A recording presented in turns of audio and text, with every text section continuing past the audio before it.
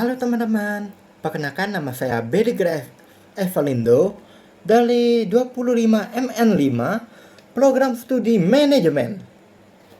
Di video ini, saya akan menjelaskan hasil reform dari materi 1 sampai materi 6 tentang perekonomian Indonesia.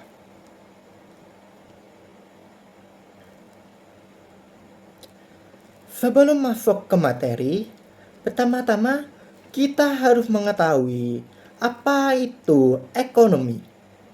Ekonomi adalah ilmu sosial yang mempelajari bagaimana individu, perusahaan, dan masyarakat dalam mengelola sumber daya yang terbatas untuk memenuhi kebutuhan atau keinginan yang tidak terbatas.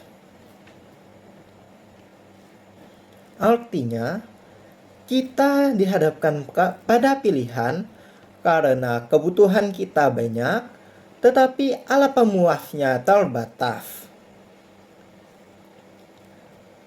Kalau kita kaitkan dengan kehidupan sehari-hari, sebenarnya kita sering sekali melakukan kegiatan ekonomi tanpa kita sadari.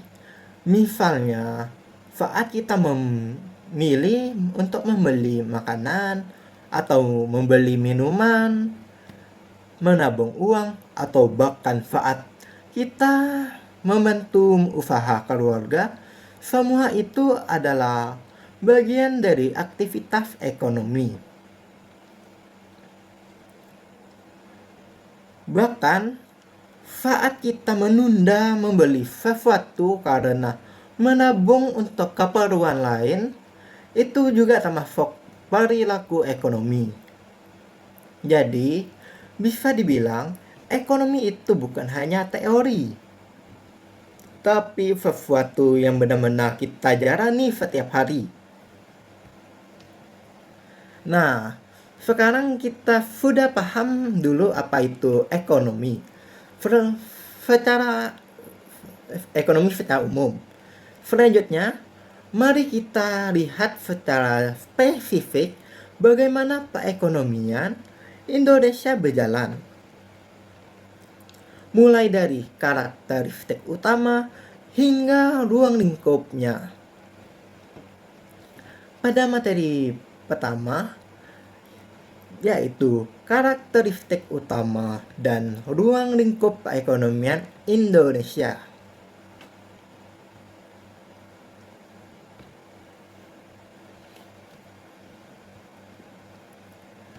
Perekonomian Indonesia. Apa sih perekonomian Indonesia itu? Perekonomian Indonesia merupakan suatu sistem yang mengatur bagaimana barang dan jasa diproduksi, didistribusikan, dan dikonsumsi di seluruh wilayah Indonesia.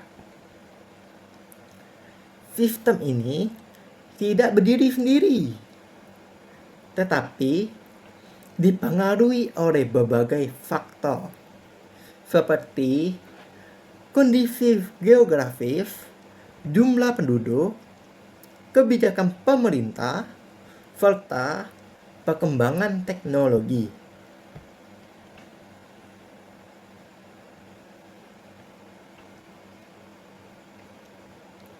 Dalam perekonomian Indonesia, terdapat 3 pelaku utama, yaitu pemerintah sebagai regulator, pelaku usaha sebagai motor penggerak, dan masyarakat sebagai konsumen, sekaligus sebagai produsen.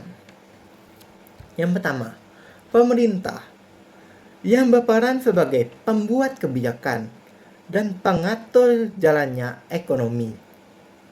Contohnya, pemerintah menetapkan kebijakan subsidi BBM agar tetap dijangkau oleh masyarakat. Yang kedua, pelaku usaha yang berperan dalam kegiatan produksi dan distribusi barang dan jasa. Misalnya, perusahaan tekstil di Bandung memproduksi pakaian yang dijual di seluruh Indonesia, bahkan diekspor ke luar negeri. Yang ketiga, masyarakat yang berperan sebagai konsumen sekaligus tenaga kerja. Saat kita membeli makanan di warung atau membayar listrik, kita ikut menggerakkan roda ekonomi. Indonesia memiliki karakteristik yang unik karena merupakan negara kepulauan yang luas dengan keberagaman budaya. Hal ini membuat aktivitas ekonomi di setiap daerah bisa berbeda-beda, baik dari segi produksi maupun konsumsi. Misalnya di Aceh, banyak kegiatan ekonomi berbasis kopi dan hasil laut. Sementara di Sulawesi, banyak hasil tambang seperti nikel dan perkebunan kakao. Salah satu ciri utama perekonomian Indonesia adalah sistem ekonomi campuran.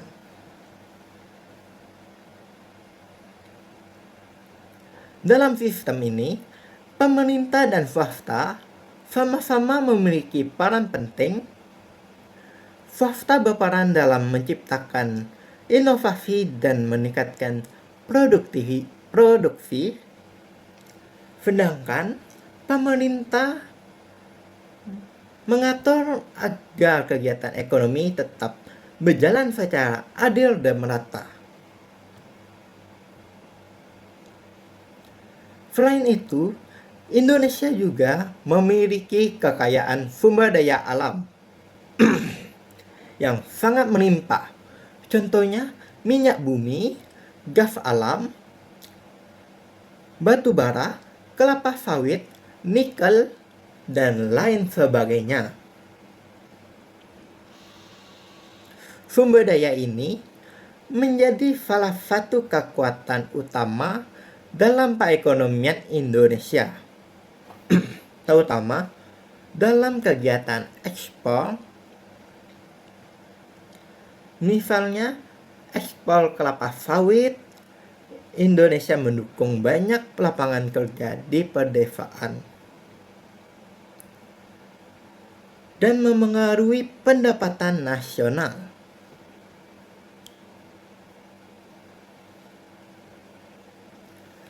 Di sisi lain, jumlah penduduk Indonesia yang besar juga menjadi keunggulan tersendiri.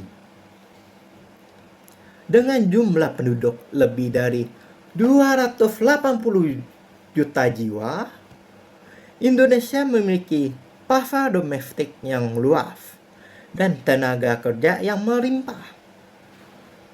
Kondisi ini sering disebut sebagai bonus demografi. Namun potensi ini harus dikelola dengan baik agar benar-benar memberikan manfaat bagi pembangunan ekonomi.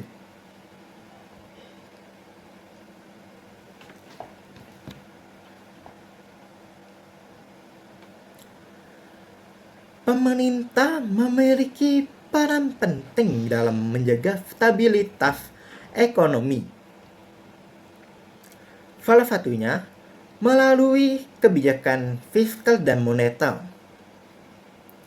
Selain itu, pemerintah juga membangun infrastruktur seperti jalan tol, pelabuhan, dan bandara untuk memperancang distribusi barang dan jasa.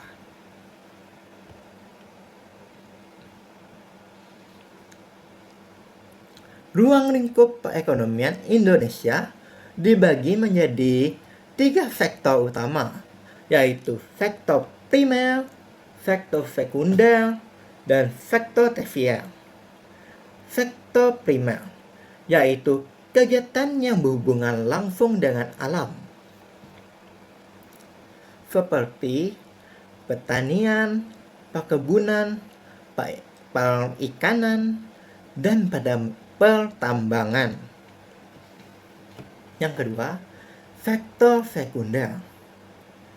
Sektor sekunder yaitu kegiatan industri dan pengolahan, misalnya produk makanan atau minuman, tekstil, atau kendaraan. Yang ketiga, sektor tersier, yaitu layanan dan jasa untuk mendukung kegiatan ekonomi seperti perdagangan, perbankan, transportasi, pariwisata, dan pendidikan. Seiring perkembangan zaman, perekonomian Indonesia juga mengalami perubahan ke arah digital. Banyak masyarakat yang beralih ke transaksi online. Penggunaan pembayaran digital semakin meningkat, sehingga mempermudah aktivitas ekonomi. UMKM atau usaha mikro, kecil, dan menengah juga mulai memanfaatkan teknologi digital untuk memperluas pasar, bahkan sampai ke luar negeri. Transformasi ekonomi digital dalam aksi yang pertama, lonjakan e-commerce.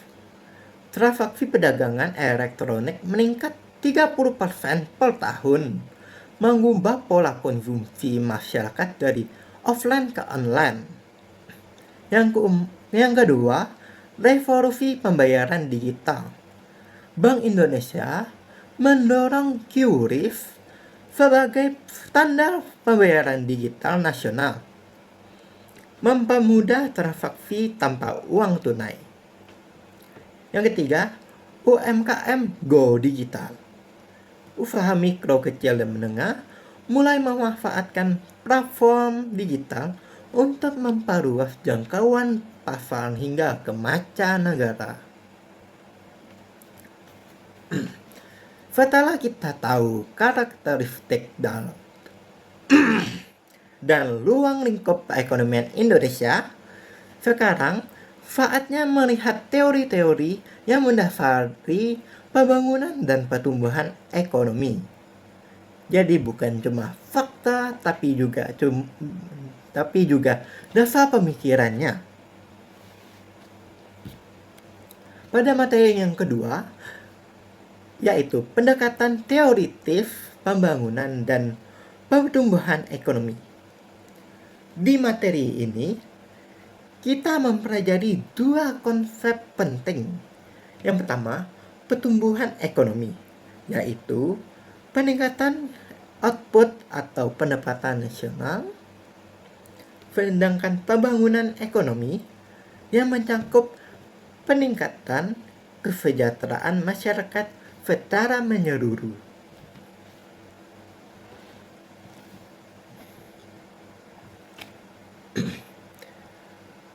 Artinya, pembangunan tidak hanya dilihat dari angka PDB, tetapi juga dari kualitas hidup masyarakat.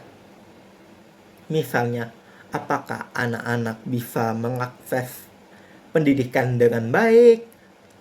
Apakah fasilitas kesehatan memadai?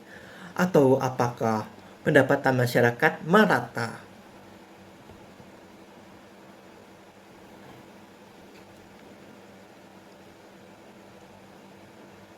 Indonesia mengalami transformasi ekonomi dari sektor pertanian menuju sektor industri dan jasa. Proses ini dipengaruhi oleh berbagai teori ekonomi, yaitu teori klasik dan teori modern.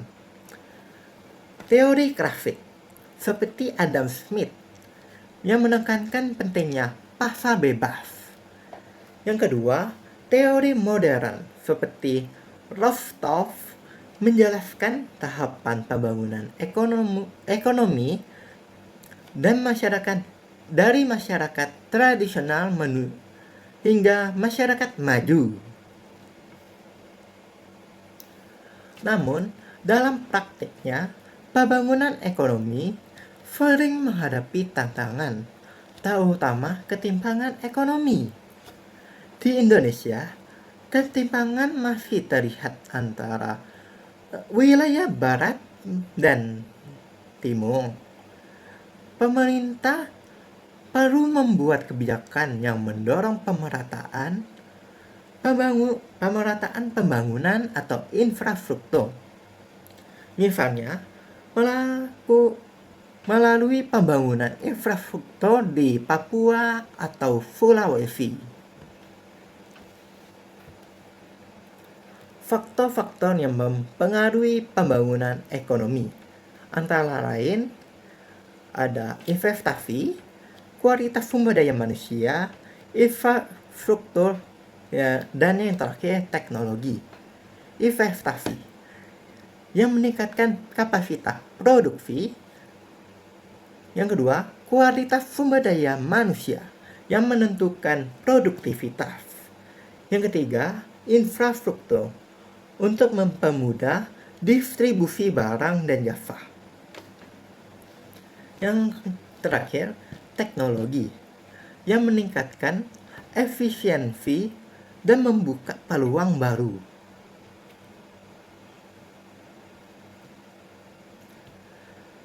Selain itu, perkembangan ekonomi digital menjadi faktor penting dalam meningkatkan pertumbuhan ekonomi, seperti fintech, e-commerce, dan startup teknologi yang kini berkembang pesat. Dengan teori-teori tersebut, sekarang kita bisa memahami perjalanan sejarah perekonomian Indonesia. Sejarah ini penting supaya kita tahu bagaimana kondisi sekarang terbentuk dari masa lalu. Pada materi yang ketiga yaitu sejarah perekonomian Indonesia, yang pertama pada masa prakolonial,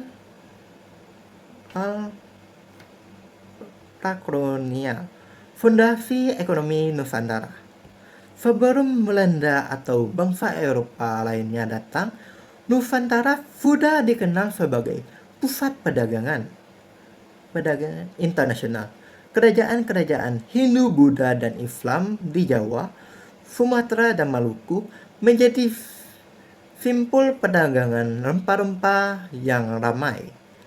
Bayangkan, pedagang dari Arab, India, dan Cina datang jauh-jauh untuk membeli cengkeh, pala, lada, dan rempah lain. Bahkan masyarakat lokal sudah melakukan kegiatan ekonomi yang cukup kompleks. Menanam, mengolah, dan menjual komoditas.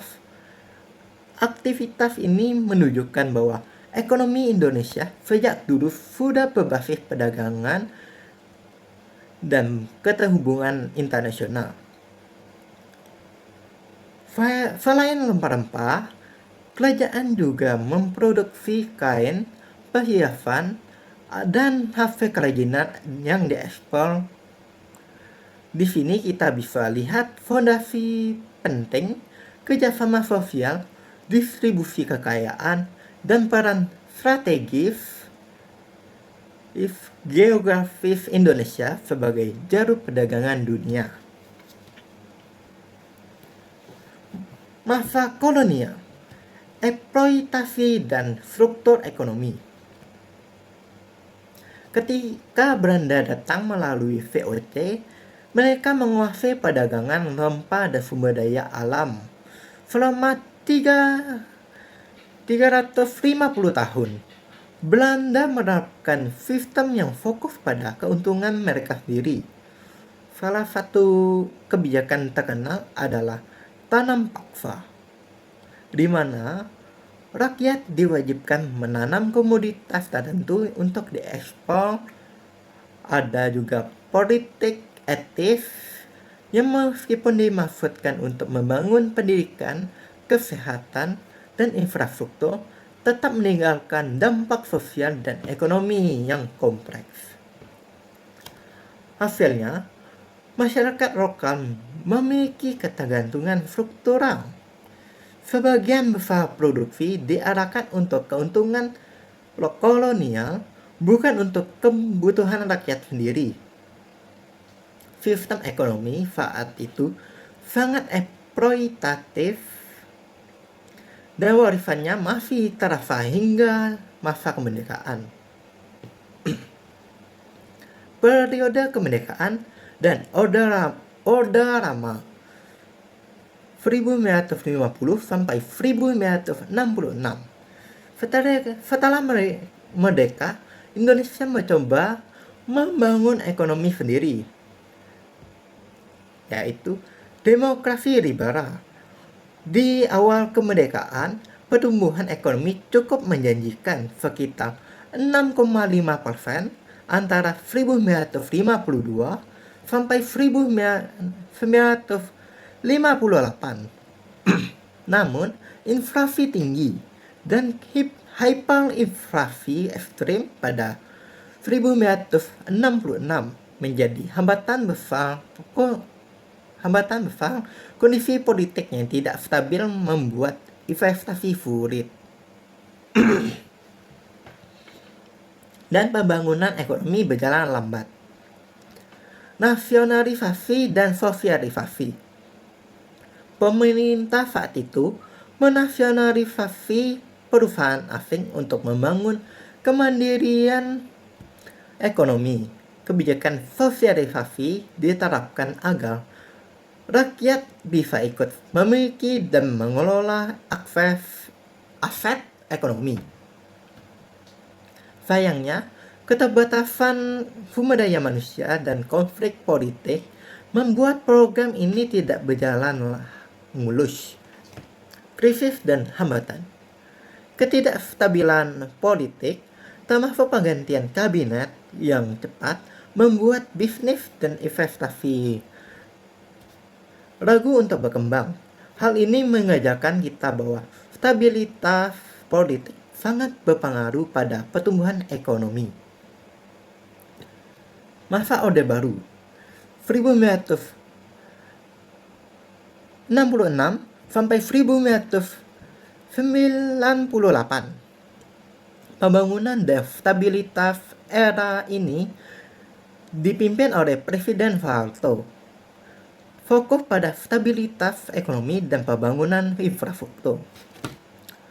Reformasi ekonomi, inflasi distabilkan, pembangunan jalan, pelabuhan, dan fasilitas publik dilakukan besar-besaran. Infrastruktur ini memudahkan distribusi barang dan jasa ke seluruh Indonesia. Ledakan minyak pada 1970-an, ekspor minyak melonjak dan menyumbang sekitar 70% anggaran negara. Uangnya banyak digunakan untuk pembangunan, tapi juga menimbulkan risiko korupsi dan inflasi jika tidak dikelola dengan benar.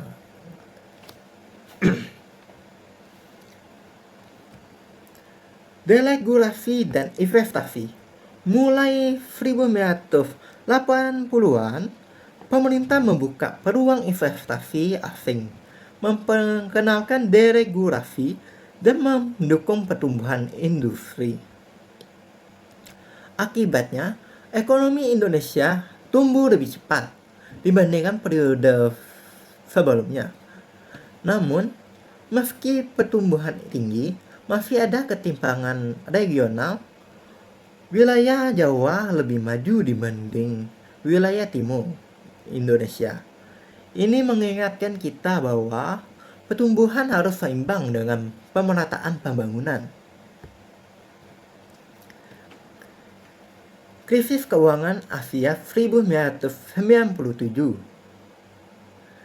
Titik balik. Krisis ini menjadi pengingat penting tentang kerentanan ekonomi, dampak langsung, yaitu nilai rupiah anjlok, banyak perusahaan bangkrut, dan investor asing menarik modal. Efek sosial. Banyak masyarakat kehilangan pekerjaan, kemiskinan meningkat, dan terjadi ketidakstabilan sosial. Kebijakan reformasi, pemerintah dipaksa melakukan restrukturisasi bank, memperbaiki regulasi, dan membuka peluang ekonomi lebih transparan. Krisis ini menunjukkan bahwa pertumbuhan tinggi tanpa tata kelola yang baik bisa runtuh, dan reformasi menjadi kebutuhan yang mendesak. Pada era reformasi pasca krisis 1998 sampai sekarang, sejak reformasi, ekonomi Indonesia pulih dan tumbuh stabil di atas 5% per tahun. Diversifikasi sektor. Ketergantungan pada minyak berkurang. Sekarang ekonomi lebih beragam. Manufaktur, jasa, pariwisata, dan ekonomi digital berkembang pesat. Peran global. Indonesia berperan aktif di ASEAN dan G20, menegaskan posisi sebagai ekonomi terbesar di Asia Tenggara. Peluang masa depan. Transformasi digital membuka inovasi dan efisiensi ekonomi hijau, memberi peluang investasi berkelanjutan. Posisi strategis global meningkatkan pengaruh ekonomi Indonesia. Adapun tantangannya adalah ketimpangan pendapatan dan kemiskinan masih tinggi. Infrastruktur harus merata, terutama di wilayah luar Jawa. Kelembagaan dan kebijakan fiskal harus adaptif menghadapi perubahan global. Setelah tahu sejarahnya, sekarang kita masuk ke sistem ekonomi. Di sini kita akan bahas bagaimana aturan dan mekanisme ekonomi di Indonesia bekerja, termasuk sistem yang kita pakai sekarang. Pada materi keempat, yaitu sistem ekonomi Indonesia. Sebelum masuk ke materi, kita harus mengetahui apa itu sistem ekonomi. Sistem ekonomi adalah cara suatu negara mengatur seluruh kegiatan ekonominya, mulai dari produksi, distribusi, sampai konsumsi. Selanjutnya adalah jenis-jenis sistem ekonomi. Terbagi menjadi 3, yaitu kapitalisme, sosialisme, dan sistem campuran. Kapitalisme, yaitu sistem ekonomi yang didasarkan pada kepemilikan pribadi, persaingan bebas, dan mekanisme pasar.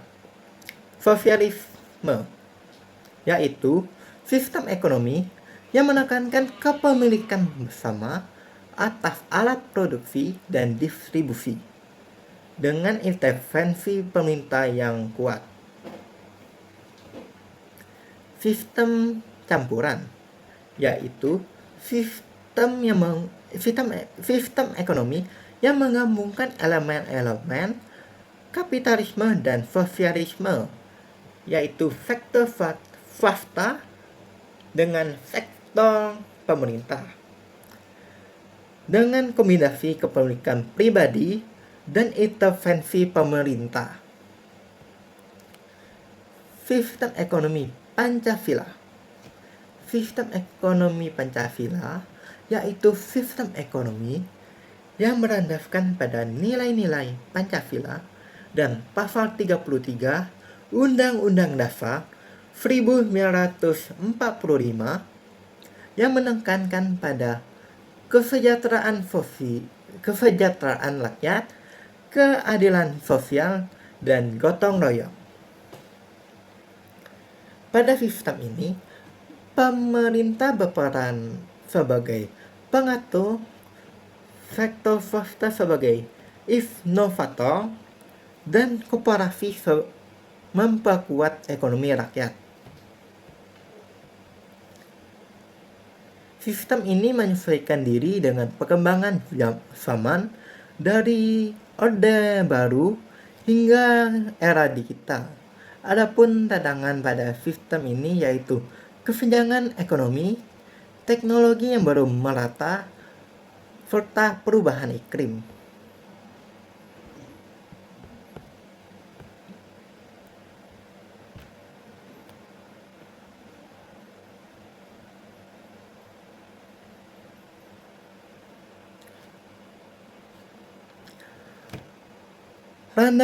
Landasan filosofis dan nilai-nilai ekonomi Pancasila ada 4, yaitu yang pertama, ketuhanan yang Maha Esa, menekankan prinsip keadilan dan kesejahteraan untuk semua, mencegah eksploitasi, dan mendorong gotong royong, kemanusiaan yang adil dan beradab.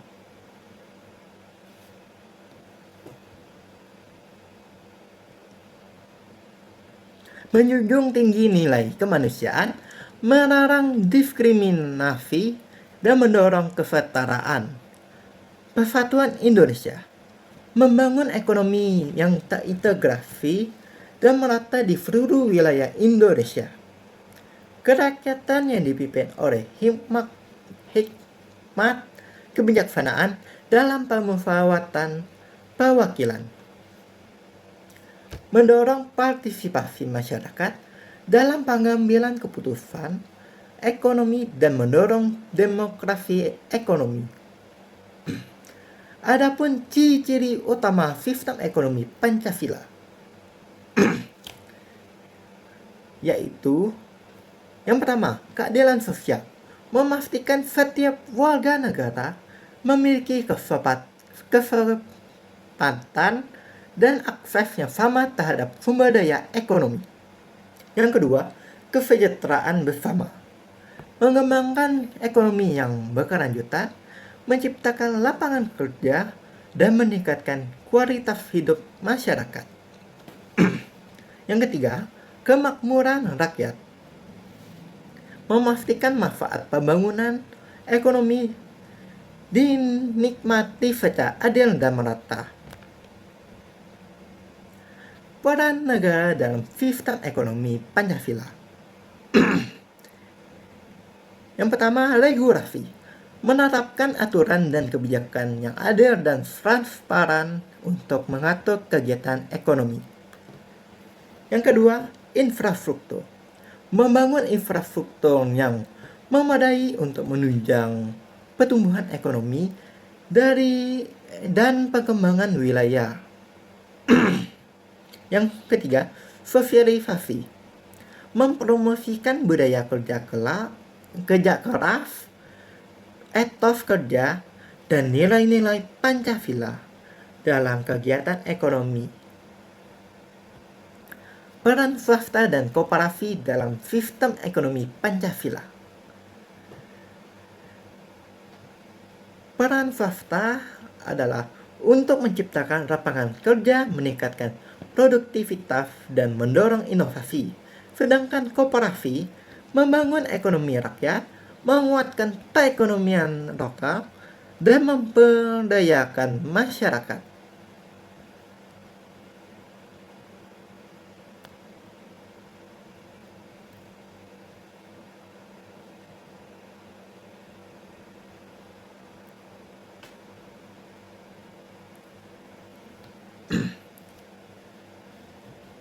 Setelah kita mengetahui sistem ekonomi, kita akan masuk ke materi yang kelima, yaitu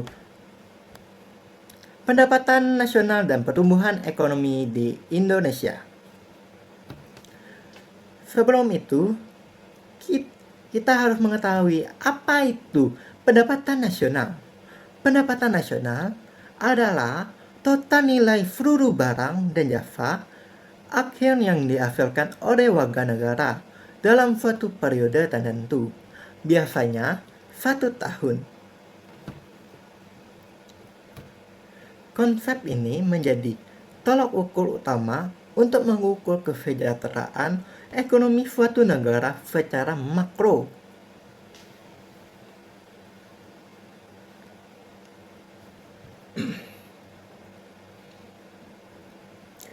Mengapa pendapatan nasional penting? Karena mengembangkan kapasitas produktif ekonomi dan standar hidup rata-rata penduduk. Untuk mengukur pendapatan nasional, kita memiliki periode ukur, yaitu dihitung per tahun atau per kuartal untuk memantau dinamika ekonomi.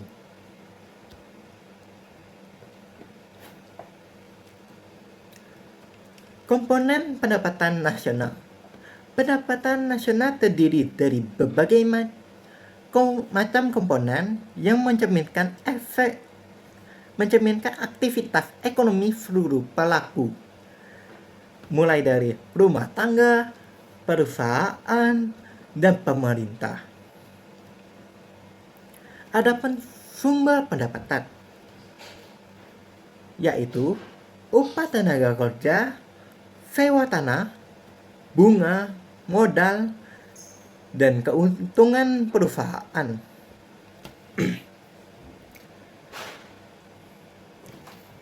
Adapun perbedaan antara PDB dan PNB. PDB sendiri mengukur produksi di dalam negeri, sedangkan PNB mencakup pendapatan warga di luar negeri. Metode perhitungan pendapatan nasional. Terdapat 3 pendekatan utama yang saling melengkapi untuk menghitung pendapatan nasional secara akurat. Yang pertama, metode produksi. Menjumlahkan nilai tambah seluruh sektor ekonomi mulai dari pertanian, industri, dan jasa. Yang kedua, metode pendapatan. Menghitung total pendapatan faktor produksi, upah, sewa bunga, dan laba. Yang ketiga, metode pengeluaran. Total konsumsi atau C ditambah investasi atau I ditambah belanja pemerintah atau G ditambah ekspor neto, yaitu X dikurang M.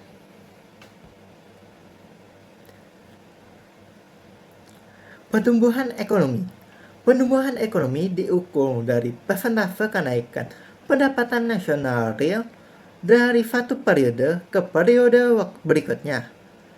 Indikator ini menjadi barometer utama kesehatan ekonomi, mencerminkan seberapa cepat suatu negara bergerak menuju kemajuan dan peningkatan taraf hidup rakyatnya.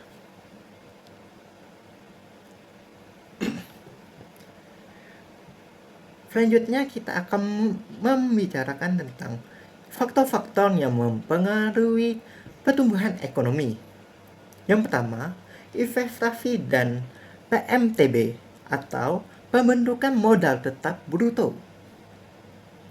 Menjadi mesin pertumbuhan melalui pembangunan infrastruktur dan kapasitas produksi.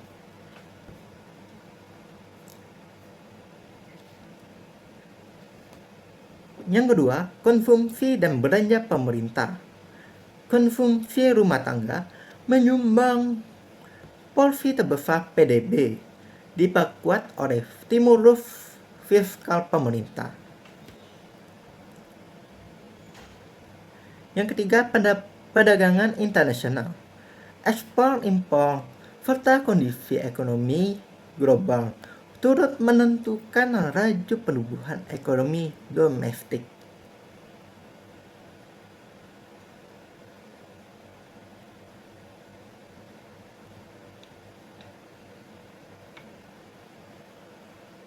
Perbandingan pertumbuhan ekonomi regional.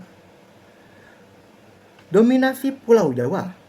Pulau Jawa menyumbang 56,93% PDB nasional dengan pertumbuhan mencapai 5,30%,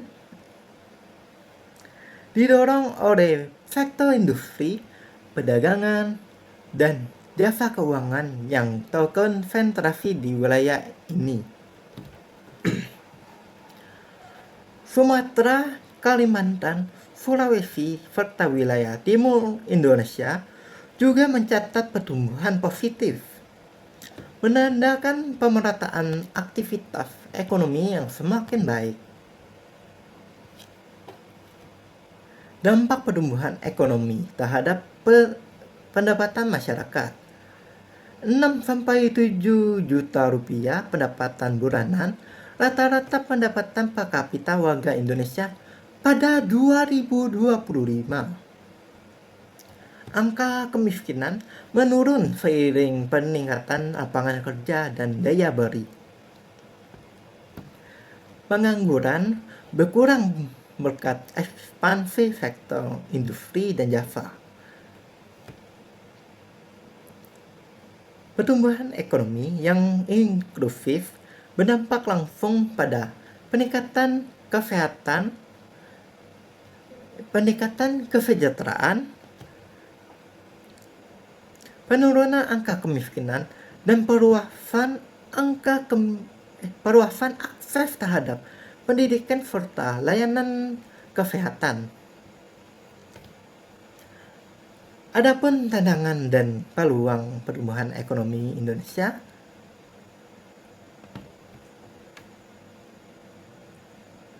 Ketidakpastian global, geopolitik, fluktuasi harga, komoditas, dan kebijakan perdagangan negara mitra menjadi risiko eksternal. Stabilitas kebijakan.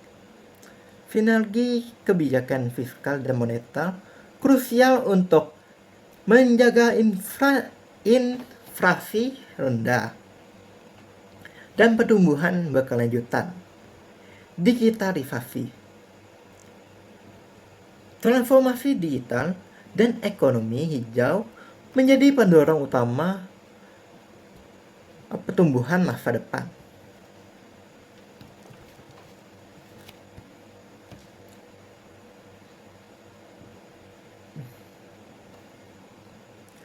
Menuju ekonomi Indonesia yang lebih kuat dan inklusif, keterkaitan erat pendapatan nasional dan pertumbuhan ekonomi saling menguatkan. Peningkatan produksi mendorong pendapatan dan sebaliknya. Momentum positif.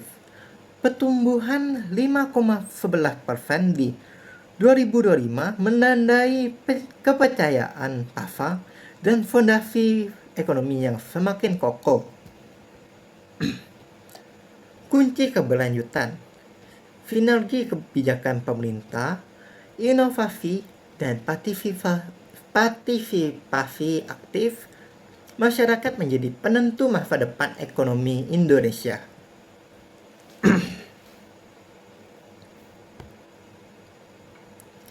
Sekarang kita sudah tahu angka-angka ekonominya, tapi angka saja nggak cukup. Kita juga harus lihat siapa yang bekerja, berapa banyak pengangguran, dan bagaimana penduduk memengaruhi ekonomi ini akan memengaruhi ekonomi. Ini akan kita bahas di materi terakhir.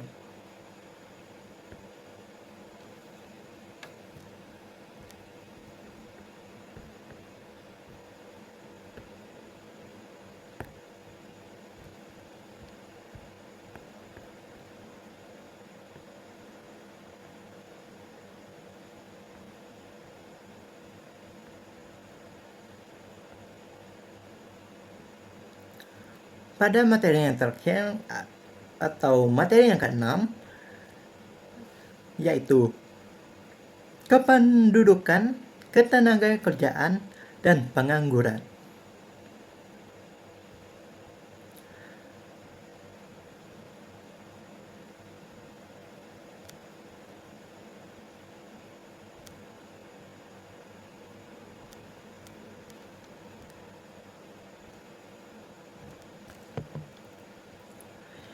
Indonesia memiliki jumlah penduduk yang besar, lebih dari 280 juta jiwa.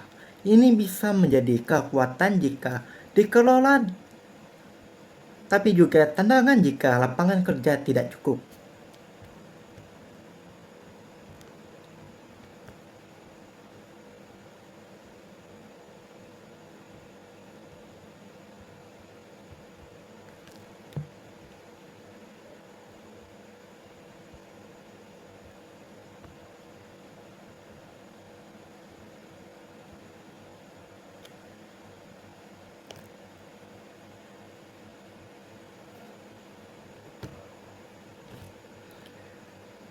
Jumlah penduduk Indonesia diproyeksikan melampaui 280 juta jiwa pada tahun 2026, menjadikannya negara berpendudukan terbesar keempat di dunia. Pertumbuhan dan pasar kerja. Laju pertumbuhan penduduk secara langsung memengaruhi dinamika pasar tenaga kerja dan kebutuhan akan lapangan pekerjaan baru. Distribusi tidak merata. Konsentrasi penduduk di Pulau Jawa menciptakan ketimpangan ketenaga kerjaan antar wilayah dan tantangan pembangunan regional. Angkatan kerja. Adapun angkatan kerja Indonesia merupakan salah satu yang terbesar di Asia Tenggara, menjadi motor utama pertumbuhan ekonomi nasional.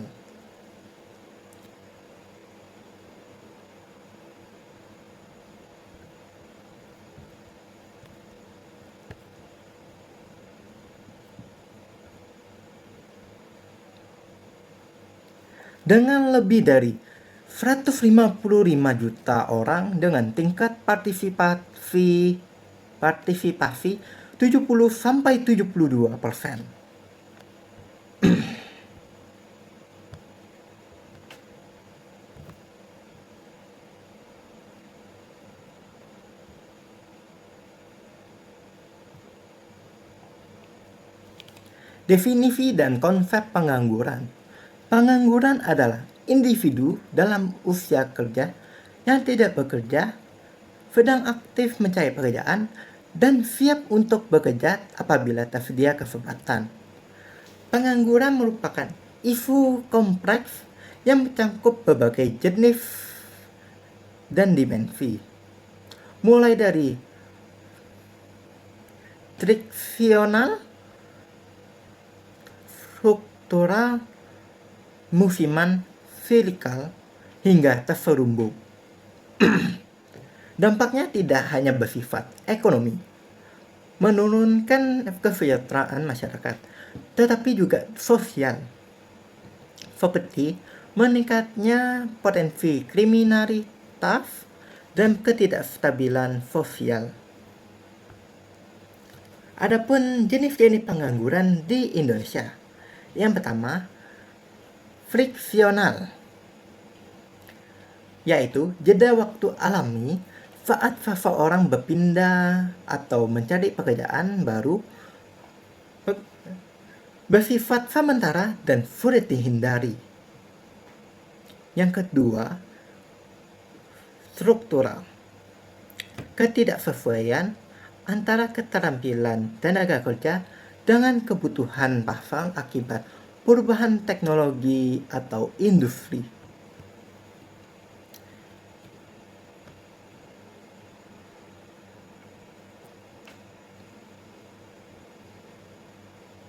Yang ketiga, musiman terjadi pada sektor dengan pekerjaan yang hanya tersedia pada periode tertentu, seperti pertanian saat masa panen. Yang ketiga, silikal. Dipicu oleh penurunan atau resesi ekonomi yang menyebabkan berkurangnya permintaan tenaga kerja secara luas. Dan yang terakhir atau yang kelima, terselubung, yaitu tenaga kerja berlebih di suatu sektor sehingga produktivitas marginal mendekati nol. Umumnya di sektor pertanian.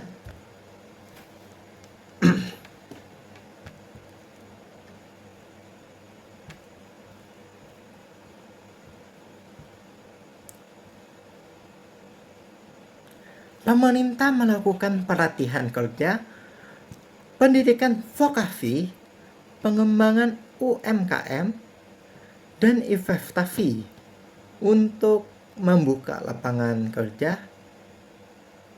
Dampak pengangguran, kemiskinan, ketidakstabilan sosial, potensi kriminalitas.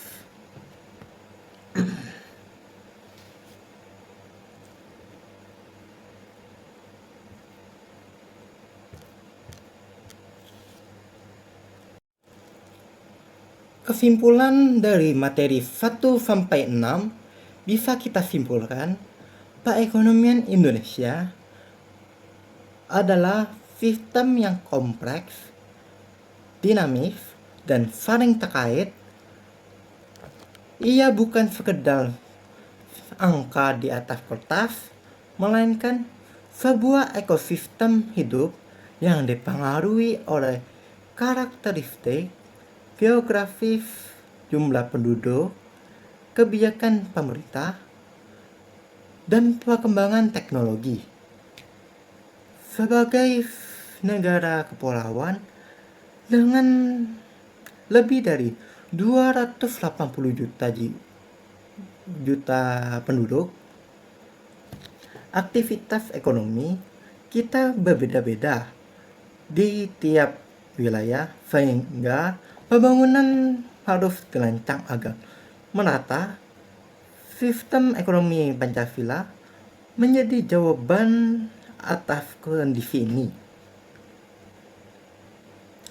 Pemerintah hadir untuk memastikan keadilan sosial, sektor swasta mendorong inovasi, dan koperasi memperkuat ekonomi rakyat.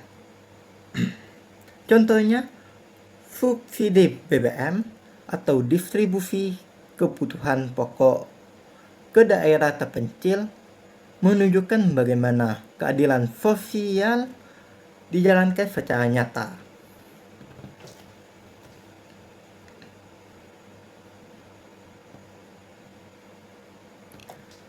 Sejarah perekonomian Indonesia memberikan pelajaran penting dari masa prakolonial sebagai pusat perdagangan rempah, eksploitasi kolonial Belanda, hingga perjalanan pasca kemerdekaan dan Orde Baru. Kita belajar bahwa pertumbuhan tinggi tanpa tata kelola yang baik bisa runtuh, seperti krisis 1998. Namun Indonesia selalu berhasil bangkit.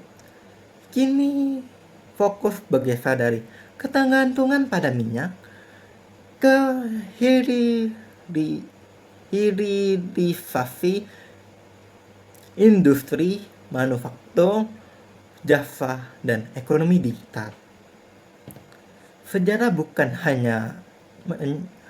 hanya catatan masa lalu, tetapi juga kompas arah kebijakan masa depan.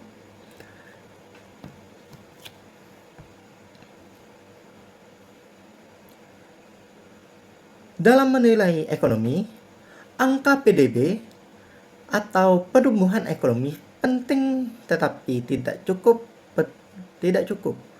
Pertumbuhan menunjukkan seberapa besar hasil ekonomi yang dihasilkan oleh suatu negara, sementara pembangunan mencerminkan siapa yang mendapatkan manfaat dari hasil tersebut.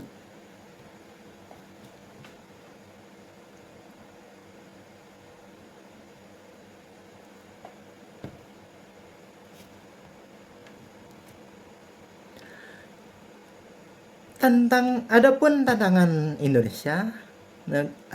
negara Indonesia saat ini adalah bagaimana pendapatan nasional dapat dirasakan merata melalui peningkatan kualitas pendidikan, kesehatan, dan infrastruktur terutama di luar Pulau Jawa.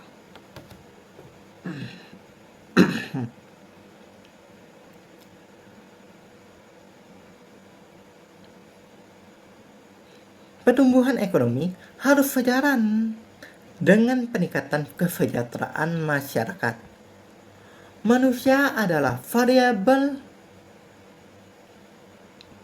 paling krusial dalam ekonomi. Bonus demografi menjadi peluang besar jika angkatan kerja produktif dan melek teknologi, namun bisa menjadi ancaman jika pendidikan dan keterampilan tidak sesuai dengan kebutuhan industri. Pengangguran struktural, friksional, musiman, dan lainnya harus diatasi dengan pelatihan, pendidikan vokasi, serta penguatan UMKM atau usaha mikro, kecil, dan menengah.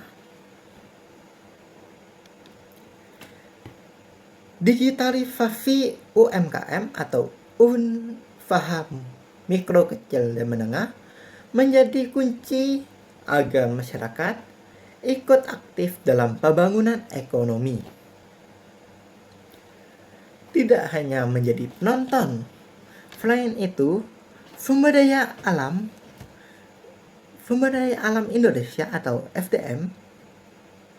SDA yang melimpah seperti minyak bumi, gas alam, batu bara, kelapa sawit, nikel, dan lain sebagainya menjadi kekuatan utama perekonomian, terutama untuk bidang ekspor. Namun, pengelolaan sumber daya ini harus bijaksana agar mendukung keberlanjutan dan tidak menciptakan ketimpangan infrastruktur, investasi, teknologi, dan inovasi. Juga menjadi faktor penting dalam mendukung pertumbuhan dan pemerataan pembangunan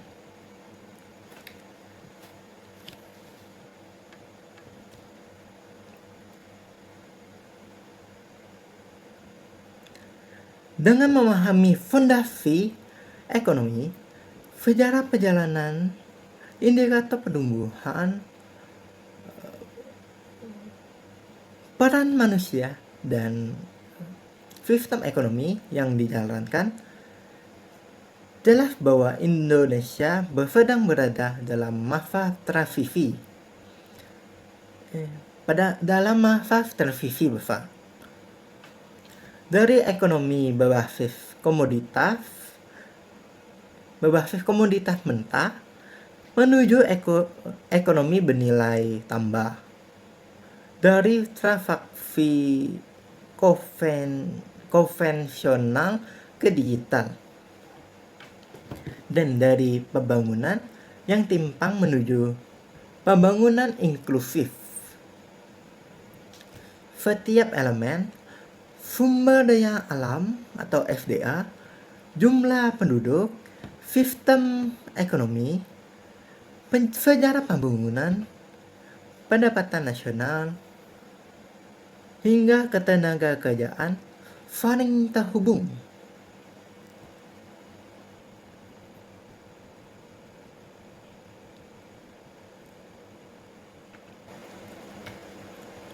Keseimbangan pertumbuhan dan pembangunan, pemerataan antar wilayah, penguatan sistem ekonomi Pancasila, peningkatan kualitas sumber daya manusia, serta pengelolaan sumber daya alam secara bijak menjadi kunci untuk menghadapi tantangan dan memanfaatkan peluang masa depan. Dengan kata lain, ekonomi Indonesia bukan hanya urusan pemerintah atau pengusaha besar. Setiap tindakan kita memakai produk lokal, meningkatkan skill, atau mengelola keuangan pribadi ada kontribusi nyata untuk pertumbuhan dan pembangunan negara. Jika semua elemen ini dikelola dengan baik, Indonesia memiliki potensi menjadi negara dengan ekonomi yang berkelanjutan, inklusif, dan adil bagi seluruh rakyat.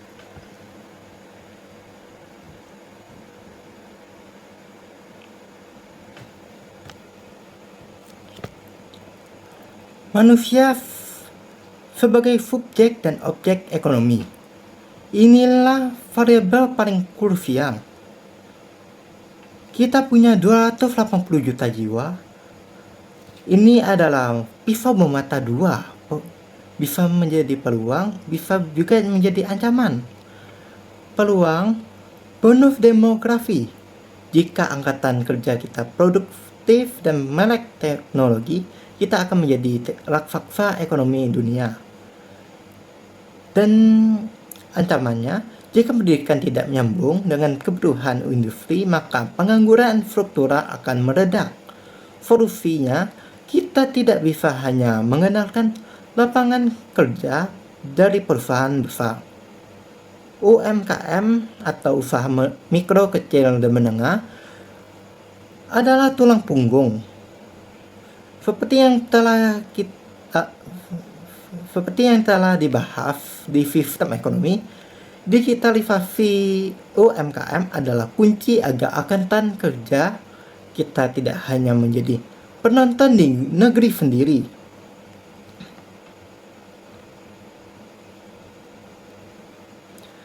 Kesimpulan akhirnya adalah ekonomi Indonesia sedang dalam masa transisi besar dari ekonomi berbasis komoditas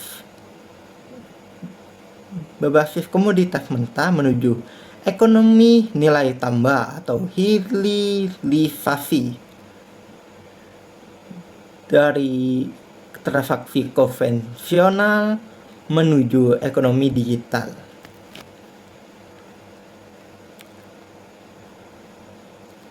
Dan dari pembangunan yang timpang menuju pembangunan yang inklusif. Ekonomi bukan hanya urusan menteri atau pengusaha besar. Saat kita memakai produk lokal, saat kita belajar meningkatkan skill untuk bekerja,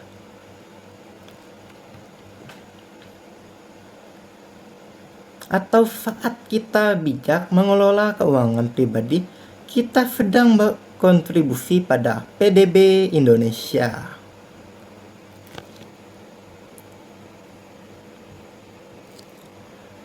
PDB sendiri merupakan singkatan dari produk domestik bruto, adalah total nilai produksi barang atau jasa di dalam wilayah suatu negara atau domestik, termasuk oleh asing. Sementara produk nasional bruto atau PNB mengukur total produksi oleh warga negara tersebut baik di dalam maupun di luar negeri. PDB berbasis lokasi, sedangkan PNB berbasis kewarganegaraan. Perbedaan utama PDB dan PNB: PDB menghitung apa yang diproduksi di dalam negeri terlepas dari siapa yang memproduksinya. Sedangkan PNB menghitung apa yang diproduksi oleh warga negara terlepas dari di mana produksi itu dilakukan. Contoh, pabrik mobil Jepang di Indonesia masuk hitungan PDB Indonesia, tapi masuk hitungan PNB Jepang.